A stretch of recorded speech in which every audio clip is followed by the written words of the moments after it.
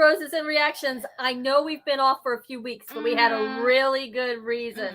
I was graduating and completing finals. So we're back now, and we've got a really great show for you tonight. I have been forcing Rachel to watch 1980s John Hughes films. You sure have. It's been an interesting experience, to say the least, as someone who did not grow up in the 80s watching these films. Now, these movies mean a lot to people my age. John Hughes was iconic. Molly Ringwald was everybody's sweetheart. We had, we had The Breakfast Club, and that really meant a lot to a lot of people, and it still does. So it'll be interesting to see what Rachel thought of some of these films. Unfortunately, we didn't get to do all the films that we wanted to do.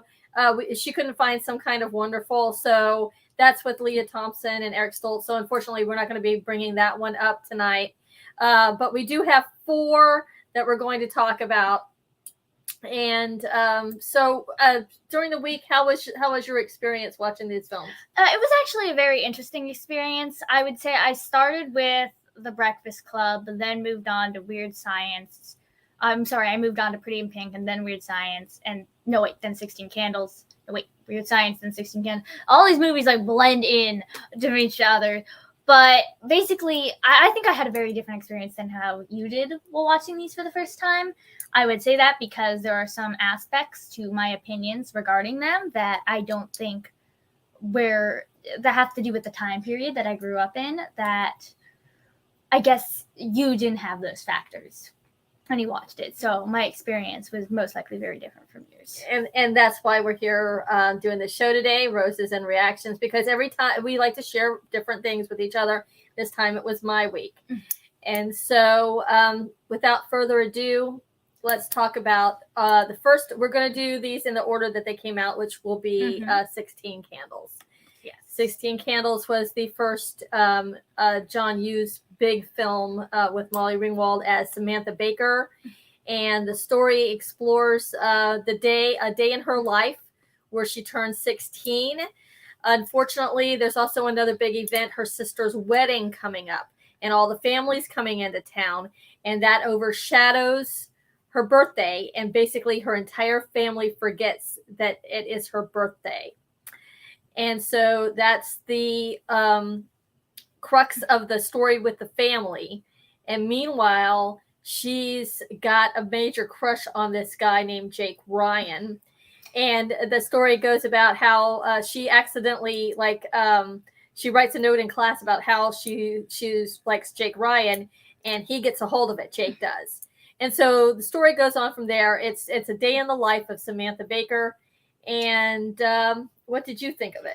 Actually, first I wanted to ask, I want to know what your experience with the movie is, first and foremost, before I go into my stupid millennial Gen Z opinions on it. Well, 16 Candles, I did not see it originally in the movie theater. I had a friend who went to see it, and she told me every detail about it. So I basically knew almost the whole story when I finally got to see it on VHS, probably about a year later. So I absolutely love this film. I've seen it more times than I can count, probably, over 20 times. Is this your favorite John Hughes movie? No, it is not my favorite John Hughes movie. It is, but it's up there. Because I love Molly Ringwald. Okay, let's just face it. I think she's great. I didn't know who she was before I started. But so, yeah, I like Molly. I like this style of film. It was a comedy, for our generation. And, some of the things, when you rewatch it, you kind of cringe because it's just we thought that was funny back then, but actually it's not. That's actually a question. Do you cringe? Yeah, and some of the stuff now I cringe because I'm just it's just some of this stuff is not appropriate these days and in this time. Because, we're talking, 40 something years ago. So, as times change, people realize that certain things are not really appropriate and whatnot. Now, over this week, when I posted that we were going to be doing this show, a lot of people said that they showed their kids 16 Candles and they absolutely loved it. Rachel's opinions are her own, so let's roll into some of those. Okay. Okay. So I like 16 Candles. I thought it was a very wholesome movie with a very down to earth story, with some scenes in it and some elements that made me very uncomfortable. So overall, I liked the movie, but there are certain elements of it that I cannot agree with or make me feel uncomfortable. I know I said that already, but it's hard to find a word. Well, let's rip that Band-Aid off and let's go into one of the characters that you yes. I did have this problem with other movies, and I just want to state before anything, I do not blame John Hughes or the time period that this came out. This is to be expected. I'm watching movies from over 40 years ago, like you said. Stuff like this is to be expected when I go in sometimes. You can't blame the movies for the time period that they were made in. But that being said, Long Duck Dawn. And I've had mixed... I felt very uncomfortable with this character, especially the gong sound effect that played in the background in some of his scenes. And I'm sure the actor's a great guy. I'm sure... I have no problem with the actor or anyone involved in this. And if people don't feel... I'm what? Okay. I don't really know if I have exactly the right to feel. Well, not the right. I have the right to feel about anything the way I want. But I guess what I'm trying to say is, as someone who grew up in an era where I'm taught to treat everybody equally and that certain stereotypes are not okay, seeing those stereotypes in practice was not good for me, I guess I would say. So was it the character himself offensive to you, or was it how the family treated him, or was it a mix of both? It was a mix of both.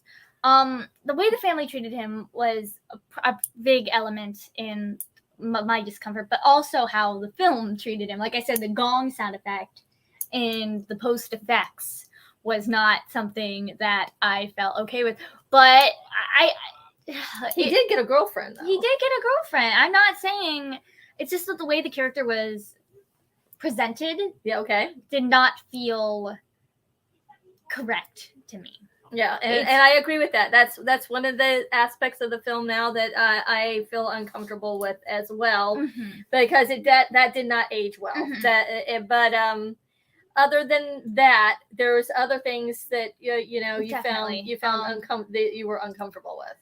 Yes, there were, and a lot of them have to do with this character played by I believe it's baby Anthony Michael Hall. Yeah, that's correct. Baby Anthony Michael Hall. Yep. I believe his name is Farmer Ted. Stuff surrounding this character made me feel very uncomfortable. Well, Long Duck Dong was more of that kind of uncomfortable that makes you laugh nervously. Some of the stuff with him is more of the kind of uncomfortable that makes you just feel queasy. Like the scene where he's trying to pose with an unconscious woman in her car made me feel very sick, because I don't know, a lot of the stuff with surrounding, I don't want to say non-consensual, like a lot of the non-consensual sexual stuff there. I guess that's the best way to put it. Well, I guess that they do infer that they did have consensual relations towards the end of the film. They do imply this, but still, the fact that he's posing with somebody else, and he knows that she's been drinking. You cannot get away with doing something like that today. No, that you absolutely would not. And the scene with the panties. Yeah, you found that uncomfortable too. Yeah. But I think another part of that my reason is because I think I've said this before on the show, that I am asexual. I don't feel sexual emotions towards things. So when that kind of stuff pops up, it's sort of you don't understand. I don't understand it. It's just something I don't get, which but I do know enough to know that taking a picture of somebody while they're unconscious without their consent in a sexual manner is not okay in any regards. Right, absolutely. So what did you like about the film? I know there's a lot of you said overall you liked it. So what are some of the aspects that you really enjoyed Okay, wait. about it? Cheryl has a point. She says, to make a point, that was the typical, and that's the typical teenage boy today. I would argue that a lot of that has to do with the typical teenage boy today. I'm just saying, from my perspective as a girl, I found some of that stuff very uncomfortable. I'm not saying that I'm not dissing the movie for that, and the way that the scenes were presented. I'm not dissing the movie for that. I'm not dissing the movie's portrayal of anything. I didn't grow up in that time, like I said. Mm-hmm. I don't know how things were back then. But I'm just saying, as a perspective that I have now, it was an uncomfortable scene for me. What did I like about the movie? I really like, and this is something that goes through Molly Ringwald's characters in general throughout the movies. I really liked Sam a lot. She was a very down-to-earth girl to me. I really related to her character, especially with the sense of isolation, I would say, that she felt throughout the movie. And my favorite, this is going to be another running theme throughout this movie, other than the romance stuff, which I really just couldn't get into at all. I found the scene with her and her dad to be the best part of the movie. And that he's played by Paul Dooley. I know you don't like actors, but our audience likes to sometimes know who these people are. So you like Paul Dooley's performance as the dad, and you really like that I really scene. like that scene. It made me wish that he could be my dad, which is something I actually found weird while doing some background research on these films. Is something that apparently other teenage girls back then also felt that way too. So that was interesting, the fact that I was able to connect with some of the other female viewers watching this from back then. Other than that, I also really liked her connection with her mother. And I really liked the scene where her mother, apparently this wasn't in the original script, but where her mother apologizes to her for forgetting her birthday. I really like the family relations in this film, is what I'm trying to say. Why do you connect to this film so much? I really connected to Sam. She's a girl who has this, a crush on a boy. A boy that's a little bit. She knows he's a little bit above her league. Okay, she's a sophomore. I believe he's a senior, and she just has this massive crush on this guy. And she probably thinks it's going to go nowhere. He's never going to take any interest in me. I had these kind of feelings in high school. There were guys that were on my level that had no interest in me, and and I had to deal with that. And it's a very difficult and awkward situation when you have a crush on a guy. There's one of the scenes I really like in this film is Jake tries to talk to her at the dance after Farmer Ted has said, hey, she's into you, so he tries to make an approach. And what happens is she just gets so frustrated and embarrassed. She just walks off because she just can't believe he's either talking to her, and it's just a totally embarrassing moment. And it's those kind of scenes and moments in this film that I really connect with. And I really like this. There's this really lengthy scene with her and Farmer Ted in the car.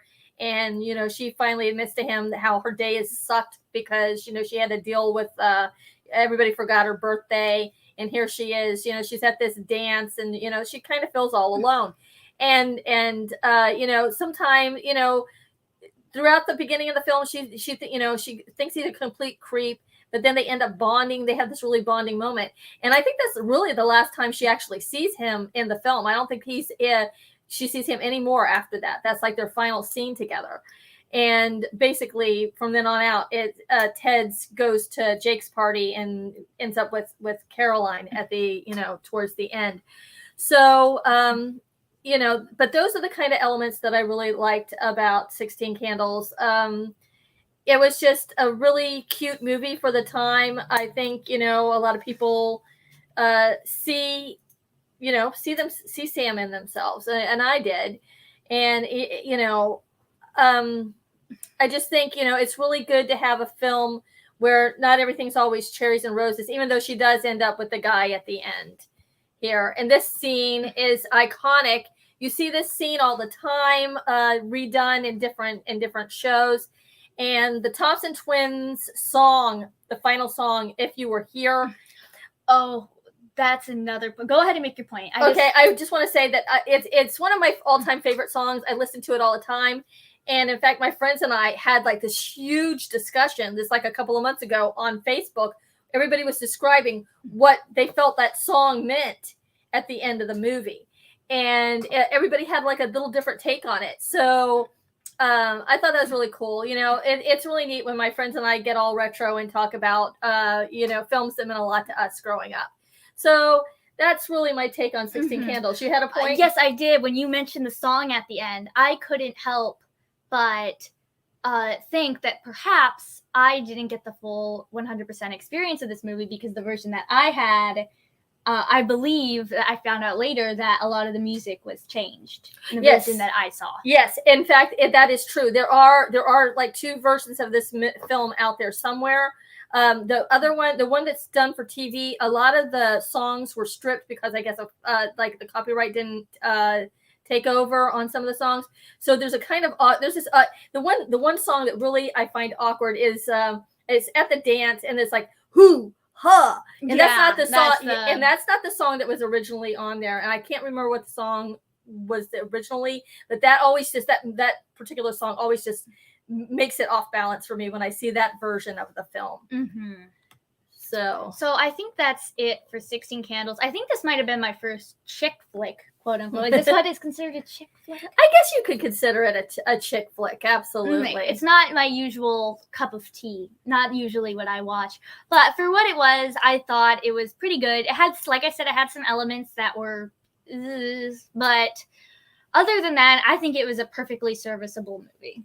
Okay. Well, so we'll move on to the next one. The Breakfast Club, which is, I'm happy to say, actually, before I go and give my opinions, we're going to go with, this is your favorite.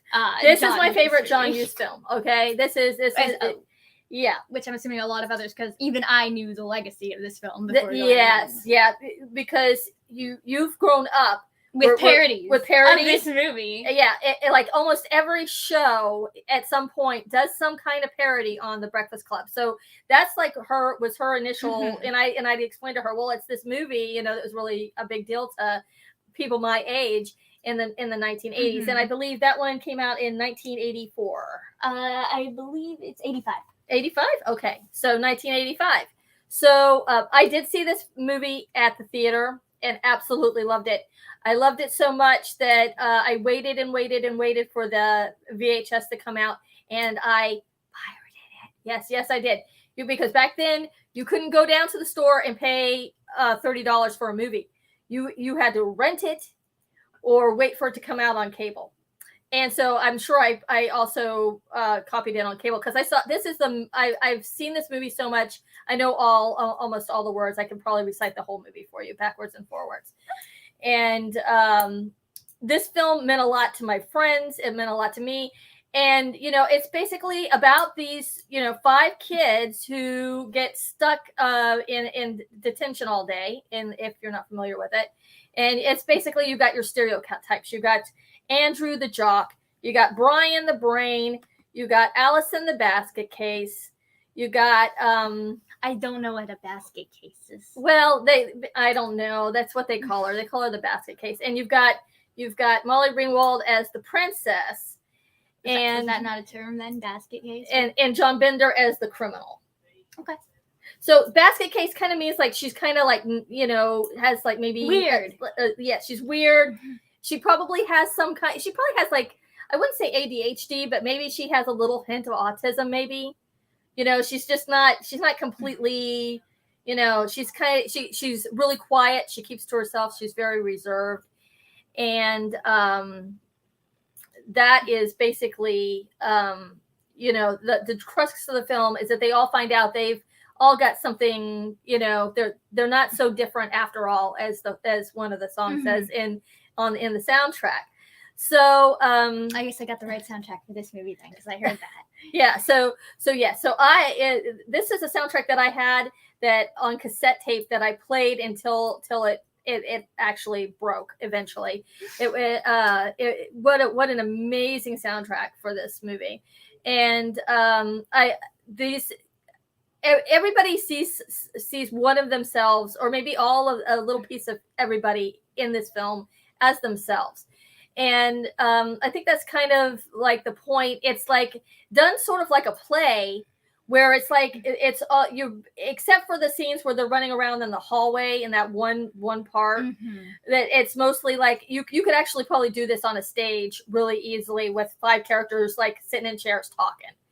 And then you also have the principal Vernon, and the other character that comes into play is Carl the janitor, which if you watch the beginning of the film, and they do when Brian's doing his opening monologue about in the film, which is played by Anthony Michael Hall, they show different screenshots, and one of the shots they show is Man of the Year, and the center picture is actually Carl the janitor. So at one time he was like big man on campus at that school, and then he ends up becoming the janitor many years later. How many watch throughs did it take for you to get that? You know what? I think maybe around the 10th, maybe. And I was just like, oh my gosh, that looks like the same guy. And it and if you screenshot it, actually says Carl in his last name on there. So that is I thought that was pretty neat, actually.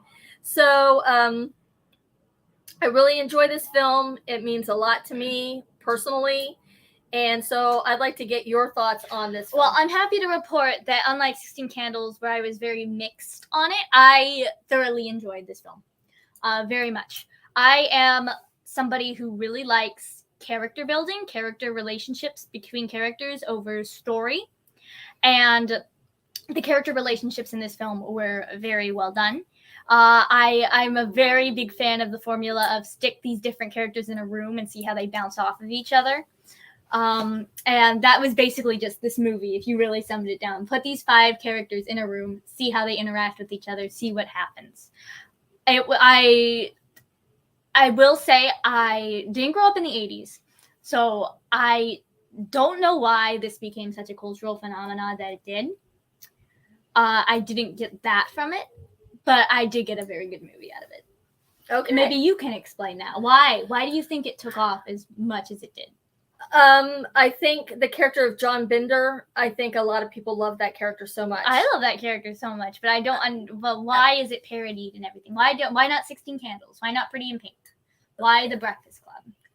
I think because it is a character-driven piece. There's that scene. You've got that animosity with the principal and John Bender, and those basically look at Bart Simpson. Okay, Bart Simpson says, "Eat my shorts." Is that where it came from? That's where it came from. Was from The Breakfast Club, where where he says, "Eat my shorts." And so when you see that, that's where basically I think the Simpsons definitely did a play on that. Also, I think that culturally at the time, I think I just think that these characters just meant a lot to people. It just really did. I think people just resounded with this film, people of my generation, and that's why and who's making TV shows now, and who's doing these movies? People my age that grew up with this film. So I think that's why you've seen it like in everything. So I wanted to ask you something. Okay, so Molly Ringwald's character, Samantha, is very different from Claire. So what did you think of the performance? I think she did a very good job. I think Molly Ringwald is very, what's the word? Dynamic, versatile actress from what I've seen through her performance throughout these movies.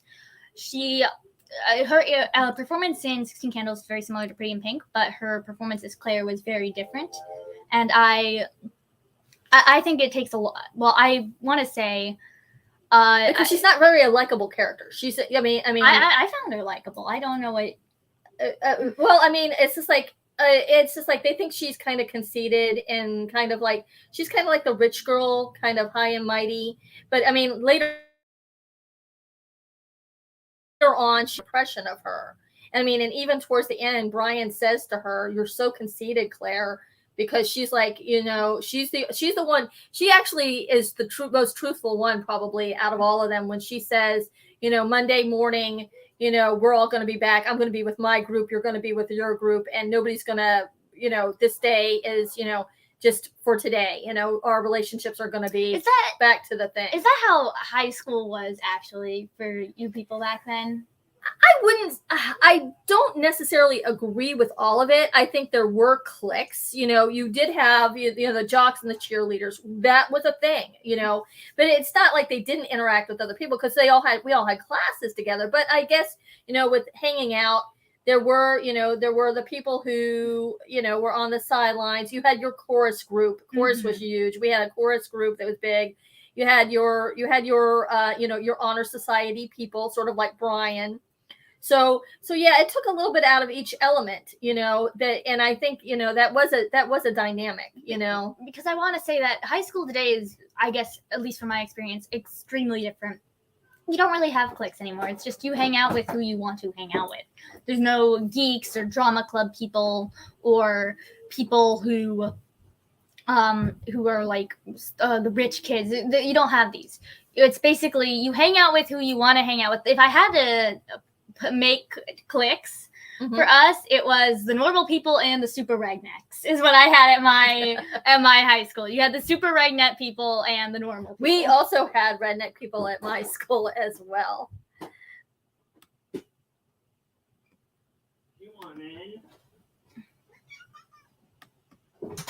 So let's go on. So tell me, what else did you think about it? Well, I don't know what else to say. I really just like the character dynamics in the movie. There's not really else much to talk about. I think it's a movie about character dynamics, and I really like the character dynamics. I don't know what else you want from me. So was there anything else? Was there anything in the group that had anything to say? Cheryl says that she loves The Breakfast Club, which is a sentiment that a lot of people, I believe, carry. Like we said, it's a cultural phenomenon. And Mark had something to say earlier about you being uncomfortable about 16 Candles. Yes. He says, I understand Rachel's discomfort level. In many earlier movies, it is always hard to see minorities portrayed in negative stereotypes. And you should question who those who think it's funny. I agree with that 100%. The thing is with stuff like that, it's just a very uncomfortable topic because when you bring it up, you're always going to have people who are like, oh, it's a movie that came out in this time. Why are you talking about it like it came out yesterday? Right. But when, it's still out there and people are still watching it. So, and with you seeing it for the first time, you had those uncomfortable feelings. So, so did Cheryl? And Cheryl says when it came to our whole clique talk, I hung out with both honor students and those that smoke pot. You know what? I did too. And that is a true fact. I did have a very diverse group of friends. Yes, I did. I had a very diverse group of friends in high school. So, but I mean, I guess 16 Candles just basically breaks it down into those. Not 16 Candles, but breaks it down into those elements. And it, but still, I think people see a little bit of everybody. And so, what did you think of John Bender? John Bender, I thought he was hot. When it comes to my romantic interests, I have a very, very diverse set of interests. The character, you're going to find that out when I go over my crushes for each of these movies, in terms of characters or actors. But yeah, I also think he was the most developed throughout the movie, if we're going to be honest. Taking that criminal stereotype and sort of making it somebody who's basically he's not a good guy, but he's willing to like sacrifice himself for his friends, like in that hallway scene. Yeah, absolutely. And and you also find out that he was abused by his father. His father burned him. His nose is so big. It is, but yes, it is. But I just think, you know, a lot of people just really enjoyed this Bender character, and he was like I think the breakout character of the film. I can see that. But you say you see yourself more as Allison. Oh yeah, 100%. Allison is basically me throughout my middle school and high school time, and even going into college somewhat. And I identified with Allison as well. The scene where she's having the sandwich with the Pixie Sticks and Captain Crunch basically just if you wanted to sum up me during middle school and high school in like one scene, that basically sums it up. I was always doing weird stuff. In fact, I did do that whole thing with the hair. I did that. I did the snow thing. Ugh. Why would you tell me that? Why would you tell the world that? Because I'm telling you, I identify with Allison, and I was a little bit weird in high school. So yeah, I did. I had black construction paper and did the snow thing with my hair. Yeah, I did that. And moving on. The scene that I think we got to talk about before we move on to the next movie is definitely the scene that stuck out to me was the whole group circle revealing what they all did to get in detention scene. Was beautiful. Yeah, in my opinion. I thought like with Brian's wanting to kill himself because he failed shop. That I mean, at the time, I mean, I resonated with me then, but I wasn't a perfectionist in school, but I knew people who were, and it kind of also reminds me of you. Now, if you had been if you thought you'd get an easy A in a certain class and you ended up failing it, I think you would have been, you know, sort of like that Brian character. I believe so. If I had failed any, thank goodness I didn't, because back then I've talked about this a few times on the show. I was very perfectionist when it came to grades back in the day, and if I had failed, like straight up failed a class, I don't know what I would have done. It would have been like the end of the world to me. Because all of us take those classes thinking, you know, take a class thinking it's going to be an easy A, and it turned out that the shop class was something he just couldn't get. The trunk on the lamp wouldn't come on, and he failed his final grade. So they had found a gun in his locker, and it was a flare gun. It was a flare gun. Yeah, that's right. But you know, that scene just, it kind of like stops you cold in the film, you know, because you don't really see that coming. Even though if you watch the movie more than one time, you know, it's kind of alluded to when Carl comes in and kind of is like, hey, Brian, how you doing? You know, it's kind of alluding to that because Carl, I think, was the one who ended up finding the gun. Really? Because I heard that scene was ad-libbed. Really? Yeah. Huh. The scene where they sat down and talked about their... I could be wrong, but I'm pretty sure I heard while doing some research from the background for these movies that scene was ad-libbed. And they just kept the camera rolling while that was going on. That's interesting.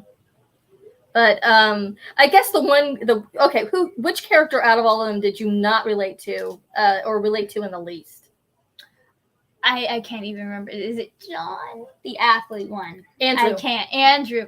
I still liked his character, I would say. But in terms of actually like who I related to the least, he's definitely the one, I would say. How about you? Andrew also. I agree. But the thing is, because I wasn't an athlete or athletic, neither was she. But I know these kids whose parents were very, you know, really into their kids being the number one star, and he had that pressure, and that's what ends up with Brian finally breaking down and talking about his pressure. So you know, it's just a great film, and you know, I think that's all we have to say about that one. What do you think? I think so too. The next one we're not going to talk about for long because it's because I don't want it. It's Weird Science. Weird Science, which is the black sheep of these movies. Now, why did you tell me to watch this movie? I made a list of movies, and I said try to watch these, you know, during the week. And one of them was Weird Science because it is a John Hughes film, and I really wanted to get her take on it because it's my least favorite John Hughes film. And I think I might have seen it once and maybe twice at the most. It never really appealed to me. It was, I think, made more for like guys. You got Kelly LeBrock, who's beautiful, and they create the perfect woman, and she like grants these like wishes, and it's kind of a weird. It's a weird science, and it's a weird little film, and it never really resonated with me. I agree with that.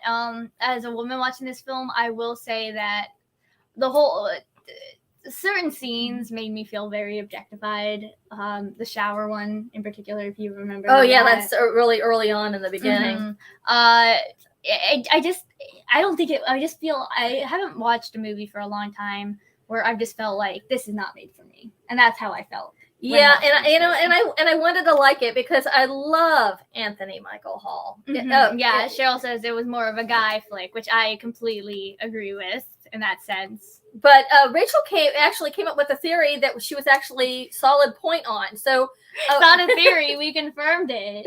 Yeah. Oh yeah, we did. Yeah, this is how. If you ever wanted to know how much of a nerd I was thinking throughout watching the movie that when they said her name was Lisa, I'm like, I wonder if that's a reference to the Apple Lisa, which was the first GUI computer, the first non-DOS computer. And we looked it up right before the show, and I was right. And I don't know whether to feel proud or embarrassed about the fact that I knew that. So yeah, so let's take a look at Lisa there for a minute. Yeah, this really did feel more like a guy's flick to me overall, I would say, because it just felt more like what a guy would want in a girl. You know what I mean? Well, yeah, they're making the perfect woman. That's the whole thing, And actually, I did. I was reminded that this show actually had a TV series based off of it many years later. In 1994, they had Weird Science with different actors, a different character playing Lisa, but it was on for 2 seasons. I think it might have been syndicated. Oh, we got a couple of comments. Let's take a look here. Yeah, Kelly LeBrock was beautiful. 100. I lost my virginity watching this movie. I was alone.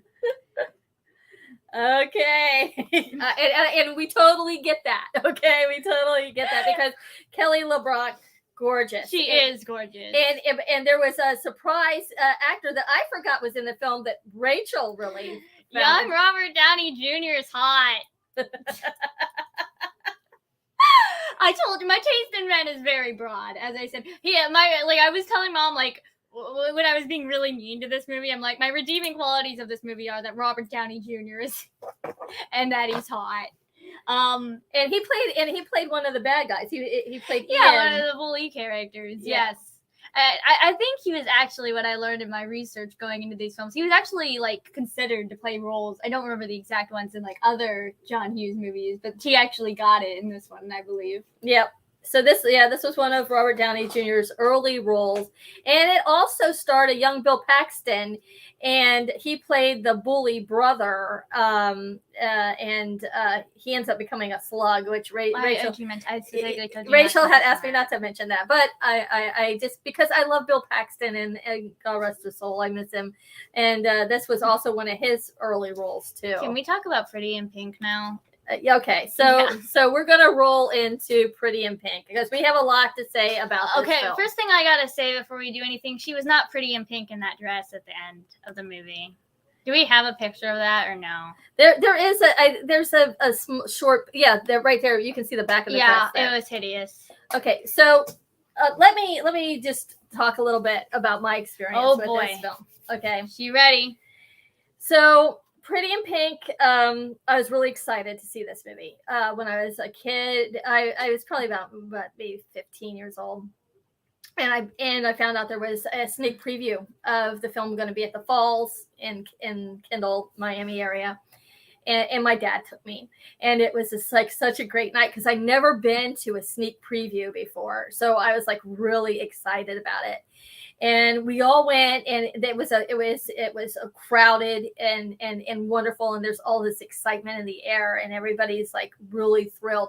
And then when she walks out in that dress, like a lot of people there were like, ew, boo. And I was just like, they don't like I don't the dress. think anybody liked the dress. Even Molly Ringwald didn't like the dress. But the costume designer said she didn't like the dress. So nobody liked the if you like the dress, please say so now, because why, and tell me why. But the how the dress comes about is really kind of cool. Yeah, but the dress itself is disgusting. So Pretty in Pink came out in 1986. Also a banger soundtrack. Another one that I played to death.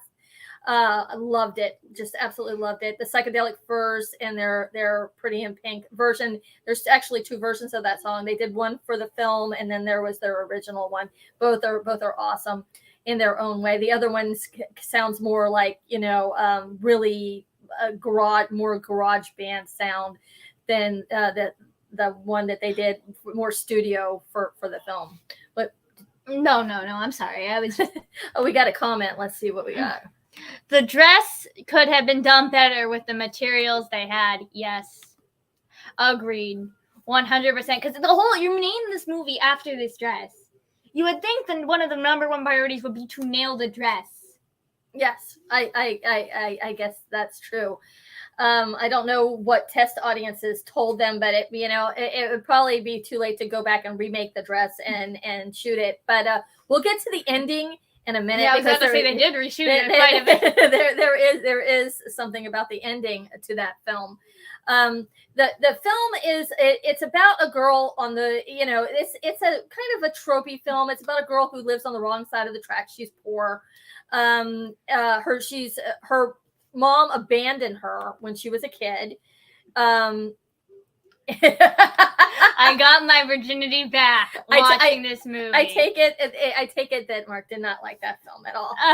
But basically, she's in love with the rich kid played by Andrew McCarthy, but Blaine already has an interest in her. He likes her, but the problem is he has friends. His friend Steph, played wonderfully by James Spader, who's just plays a complete a-hole of a guy named Steph. Plays him perfectly. You're supposed to hate him. He had more personality than the main love interest. He had more personality than the main love interest. Okay, that's your opinion, but it's true. It's not in my opinion. It's fact. Blaine is plain. Can you name any personality traits that he has? Yeah, he's sweet, and he's got a cute little sense of humor. When he has the Steve Lawrence album, and he goes up to her, he's boring, and says, "What do you think of this album?" And it's the Steve Lawrence album. Of course, you don't get that joke because you don't know who Steve Lawrence is. I don't know who Steve Lawrence is. So you wouldn't get that. But anyway, okay. So basically, they try to get together. They go out on a date. It's a disaster. She doesn't like his friends. He doesn't really care for her friends. Is it going to work out? Well, he ends up inviting her to the prom, and then he pulls back because of pressure from Steph and the peer pressure that he feels, because she doesn't care what her friends think.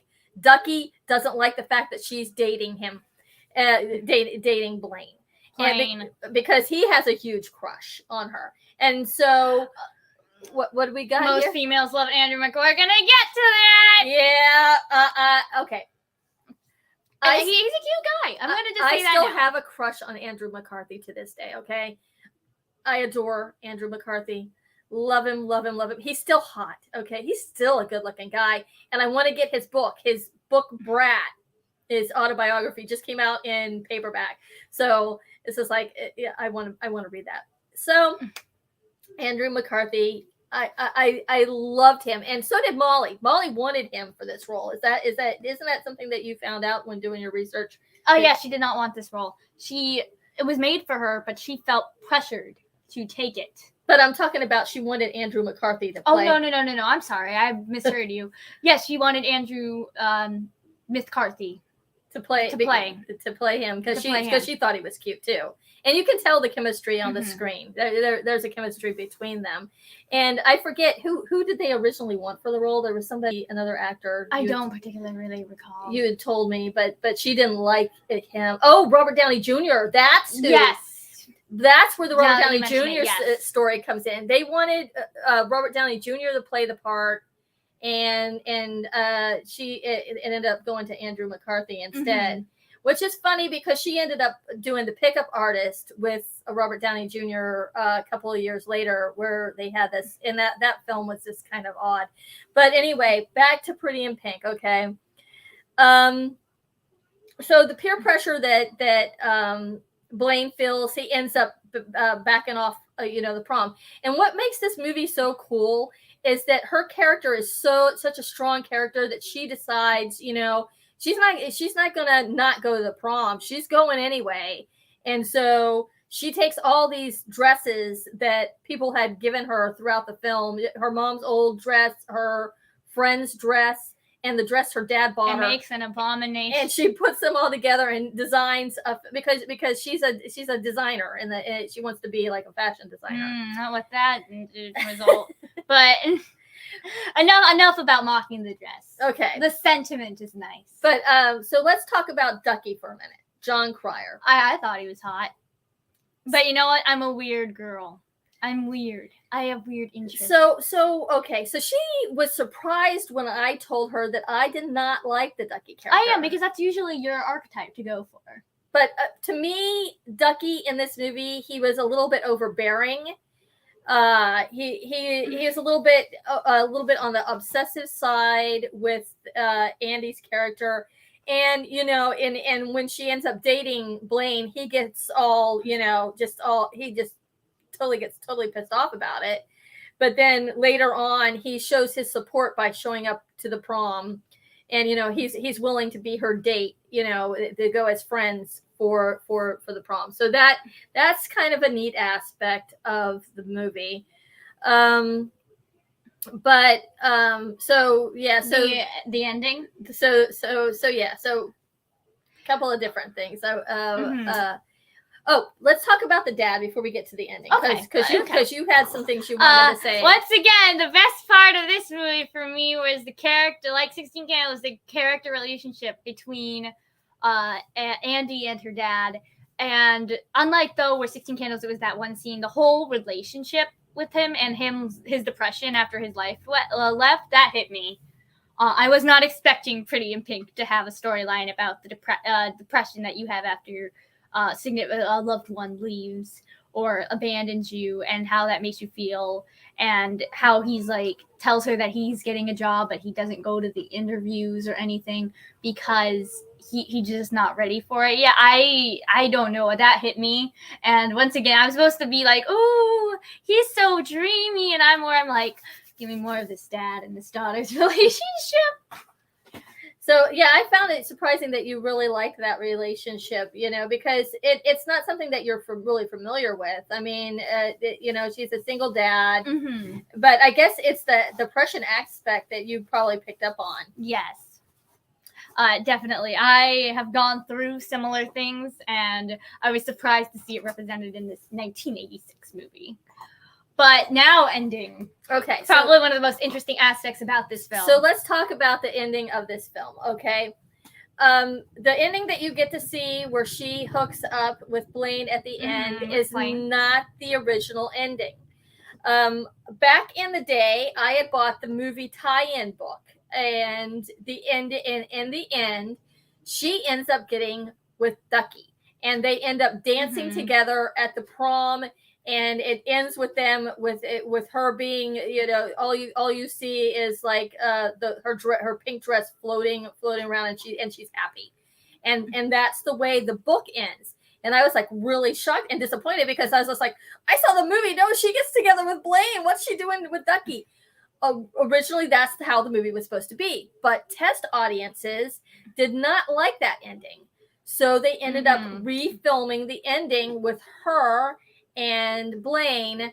Blaine runs out into the parking lot, and they get together and they just start kissing, and no explanation. There's no talking. It's just them, and you have this great song by OMD, If You Leave, playing in the background, which is just, that song's just awesome. Every time I hear that song, I see Andrew McCarthy in that tuxedo, and me there instead of Molly.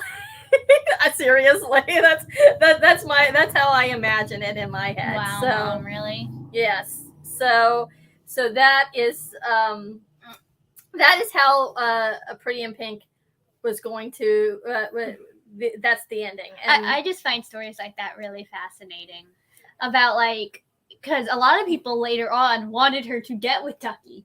Yes, that's what you told me. That these days people want Ducky. I think a lot of that has to do with how people perceive how the ideal guy, quote unquote, archetype has changed from back then till now. Nowadays, people my age are more like, that Ducky. He's sarcastic, he's clever, he's kind of a smart aleck. Girls like that.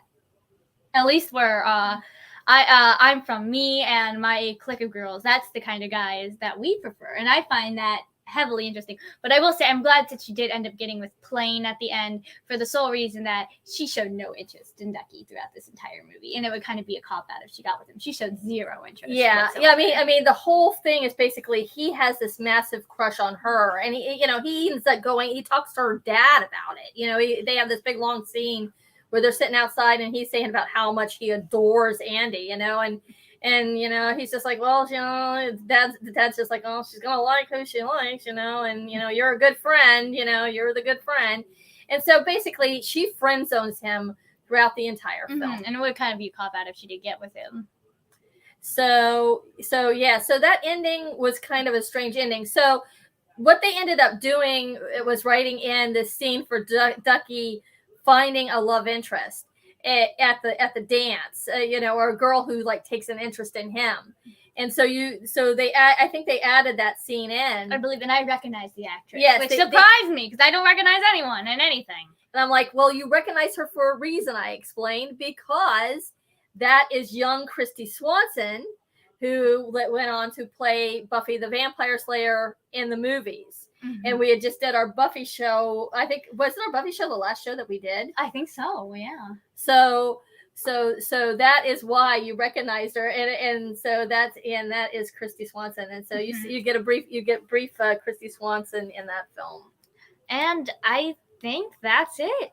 We were gonna talk about Ferris Bueller, but we can talk about it without photos, because but this is what Ferris Bueller was actually the first John Hughes film I ever showed her. Yeah, when I was what, 7, 8? Yes, because 9. Yeah, because it just happened to be on, and I'm like, come watch this movie with me, because I love Ferris Bueller's Day Off. And I found it very funny.